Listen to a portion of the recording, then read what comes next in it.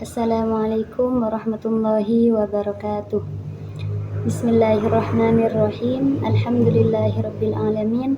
Assalatu wassalamu ala asyrafil anbiya'i wal mursalin sayyidina Muhammadin wa ala alihi wa sahbihi ajma'in, amma ba'du.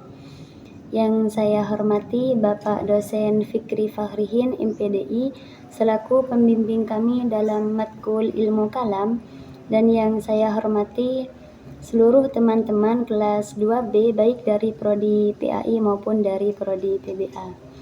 Baiklah, langsung saja saya Rifka Aulia akan mempresentasikan materi tentang aliran-aliran dalam ilmu kalam.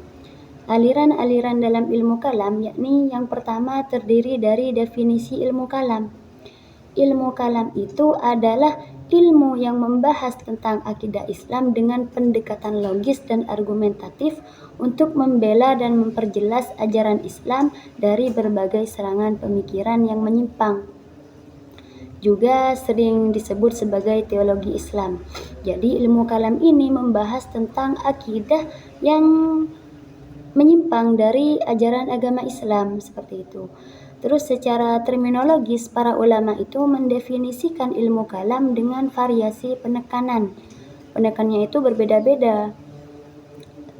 Di sini ada beberapa tokoh penting dalam ilmu kalam. Yang pertama adalah Imam Al-Ghazali. Imam Al-Ghazali ini mendefinisikan ilmu kalam sebagai ilmu yang tujuannya untuk menjaga akidah umat Islam dari penyimpangan. Jadi, kalau Imam Al-Ghazali menjaga akidah yang menyimpang dari ajaran agama Islam. Yang kedua, tokoh yang kedua yakni ada Fakhruddin Ar-Razi. Fakhruddin Ar-Razi ini adalah seorang teolog rasional dari kalangan Asy'ariyah yang menjelaskan bahwa ilmu kalam itu adalah ilmu yang membahas tentang zat dan sifatnya Allah, serta juga membahas tentang kenabian dan juga hari akhir. Ini berbeda dengan Imam Ghazali. Imam Ghazali menjelaskan tentang akidah yang menyimpang dari ajaran agama Islam, sementara Fakhruddin Ar-Razi ini menjelaskan tentang sifat-sifatnya Allah, seperti sifat wujudnya Allah, sifat muhalnya Allah, seperti itu. Dan yang terakhir ada Ibnu Khaldun. Ibnu Khaldun ini menyatakan bahwa ilmu kalam itu adalah ilmu yang membuat argumentasi untuk memperkuat keimanan dan juga menolak keraguan terhadap dasar-dasar agama. Jadi hanya mengambil apa yang diyakini, sementara yang diragukan itu tidak diambil. Dan di sini yang kedua ada aliran dalam ilmu kalam. Yang pertama ada aliran tradisionalis. Aliran tradisionalis ini bisa disebut dengan aliran Ahlu As-Sunnah Al-Hadis. Aliran ini berkembang pada masa awal Islam, khususnya pada abad kedua hingga ketiga Hijriah.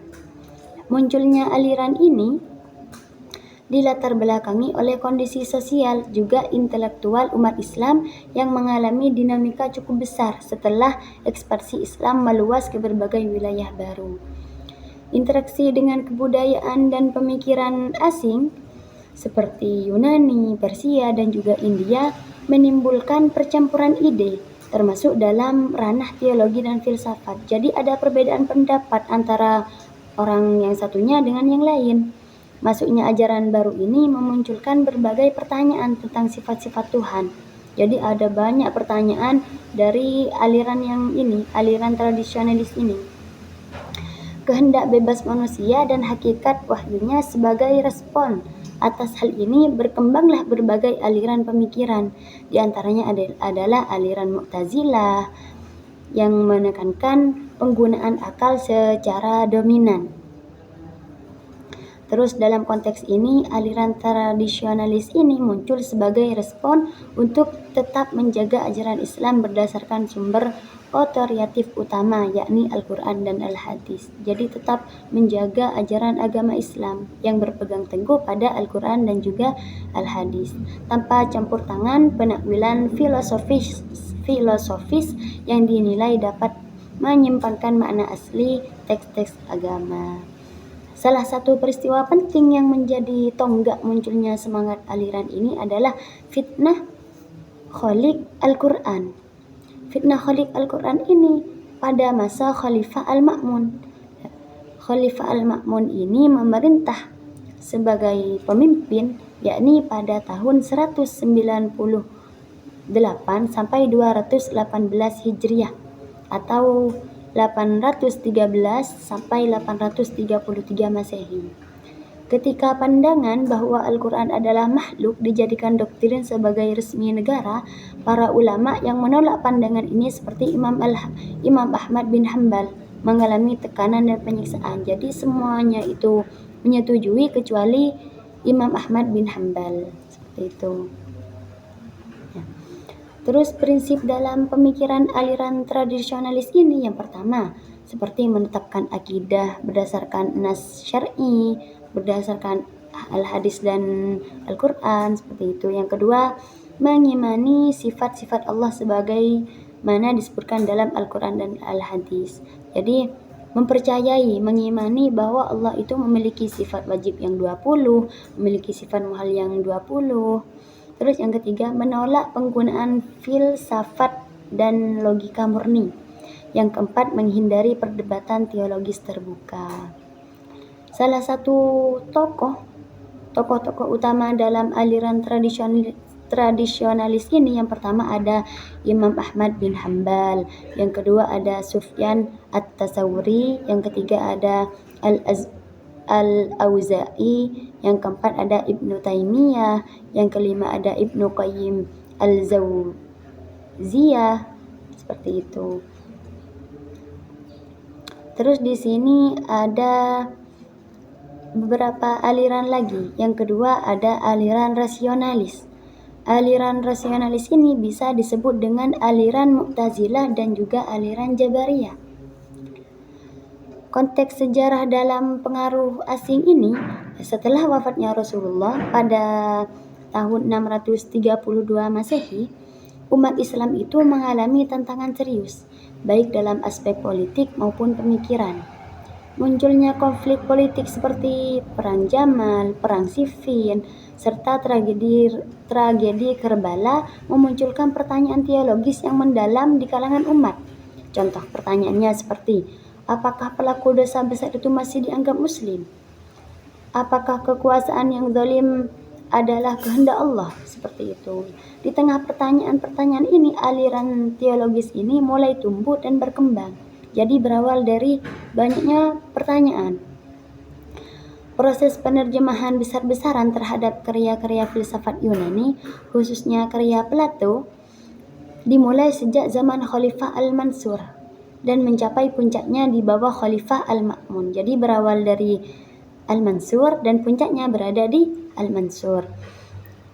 Al-Ma'mun dan melahirkan generasi pemikir Islam yang sangat dipengaruhi oleh logika dan rasionalisme Yunani. Dari sinilah lahir dorongan kuat untuk menyelaraskan wahyu dengan logika.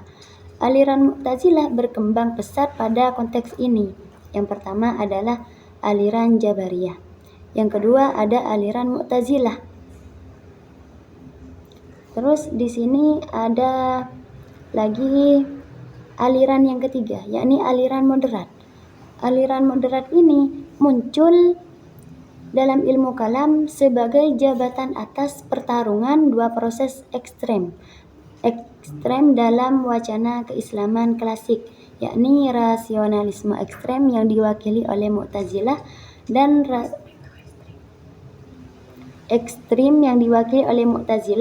tradisionalisme tekstual yang dibawa oleh Ahlus Sunnah Salaf seperti kelompok Hanabilah. Aliran moderat ini hadir dengan pendekatan yang menyeimbangkan antara akal dan wahyu tanpa mengabaikan otoritas salah satu dari keduanya.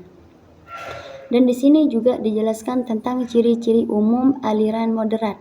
Yang pertama, ciri-cirinya adalah keseimbangan antara akal dan wahyu. Yang kedua, tentang pembelaan terhadap akidah Ahlus Sunnah dengan metode rasional. Yang ketiga, yakni tentang konsep perolehan. Yang keempat, tentang sikap perilaku dosa besar. Seperti pertanyaan-pertanyaan tadi. Apakah dosa besar itu dianggap masih dianggap muslim, seperti itu. Yang kelima ada sifat-sifat Allah. Di sini ada juga aliran Asy'ariyah. Aliran Asy'ariyah ini didirikan oleh Abu Al-Hasan Al-Asy'ari yang sebelumnya adalah pengikut Mu'tazilah. Jadi pendirinya ini masih pengikut Mu'tazilah. Setelah melakukan perenungan mendalam, ia meninggalkan Mu'tazilah dan menyusun pendekatan baru yang memadukan dalil nakli dan juga dalil akli. Jadi setelah memasuki Mu'tazilah, ia keluar dan membangun aliran lain, aliran baru, yakni aliran Asy'ariyah. Gerakan ini muncul di Basrah, wilayah yang saat itu menjadi pusat perdebatan intelektual antara aliran-aliran Islam. Nah, di sini tokoh penting dalam aliran Asy'ariyah ini yang pertama ada Abu Al-Mu'in Al-Nasafi, yang kedua ada Najmuddin An-Nasafi, dan yang ketiga ada At-Tazani. Nah, di sini saya akan membacakan dampak positif dan negatif dari pembelajaran ilmu kalam. Yang pertama, dampak positif dalam kita mempelajari ilmu kalam, yakni yang pertama menjawab serangan intelektual eksternal. Yang kedua, agar bisa mendorong penggunaan akal untuk membela Islam. Yang ketiga, menjadi dasar bagi perumusan pemikiran teologis klasik. Yang keempat, mendorong sistematika pemikiran. Ini dampak positif dari kita mempelajari ilmu kalam. Tetapi selain ada dampak positifnya, di sini juga tersebut dampak negatif dalam mempelajari ilmu kalam. Yang pertama, menjadikan akal sebagai hakim atas wahyu. Yang kedua, menggeser metode sahabat dalam memahami akidah. Terus yang ketiga, memicu perpecahan dan polarisasi tajam dalam umat. Yang keempat, mengalihkan perhatian dari problem umat. Yang kelima, menumbuhkan sikap jumud dan taklid terhadap tokoh-tokoh mutakallimin. Dan yang keenam, menumbuhkan kesan bahwa Islam itu rumit dan sulit dipahami. Nah, di sini terakhir saya akan membacakan kesimpulan pada makalah yang saya jelaskan pada hari ini. Kesimpulannya yakni ilmu kalam itu lahir sebagai respon atas tantangan pemikiran dan perkembangan peradaban, khususnya dalam isu-isu teologis seperti sifat Allah, kehendak bebas manusia, dan keadilan Tuhan. Dari sini muncullah beragam aliran. Yang pertama ada aliran tradisionalis, ada aliran rasionalis, juga aliran moderat seperti Asy'ariyah dan Al-Maturidiyah yang menggabungkan akal dan wahyu secara proporsional. Masing-masing aliran ini memberi kontribusi dan juga menimbulkan perdebatan tergantung pada konteks zamannya. Ilmu kalam itu membawa manfaat dan memperkuat akidah dari serangan luar, tetapi juga memiliki potensi negatif bila dijadikan medan spekulasi akal yang berlebihan. Oleh karena itu, memahami ilmu kalam secara historis dan ilmiah sangat penting bagi umat Islam.